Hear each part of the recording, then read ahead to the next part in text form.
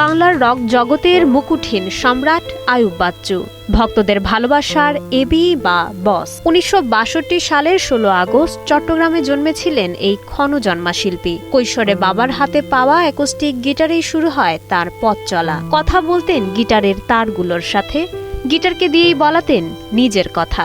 ৭০-এর দশকে ফিলিংস আর সোলসোয়ে তার সঙ্গীত যাত্রা রূপ নেয় এক অবিশ্বাস্য ইতিহাসে। ১৯৯১ সালে তিনি গড়ে তোলেন তার স্বপ্নের ব্যান্ড LRB। জন্ম হয় বাংলা রকের এক নতুন অধ্যায়ের। হার্ড রক আর ব্লুজে ভেসে যায় পুরো তরুণ প্রজন্ম।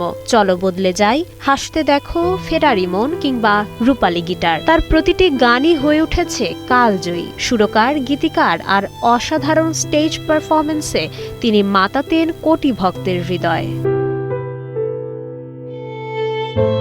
২০১৮ সালের ১৮ অক্টোবর সেই রূপালী গিটার ফেলে না ফেরার দেশে চলে যান জাদুকর। তিনি রয়ে গেছেন তার গানের প্রতিটি সুরে, ছন্দে। এবির রূপালী গিটারের সুর চিরদিন বাজবে কোটি কোটি সঙ্গীত প্রেমীর হৃদয়ে।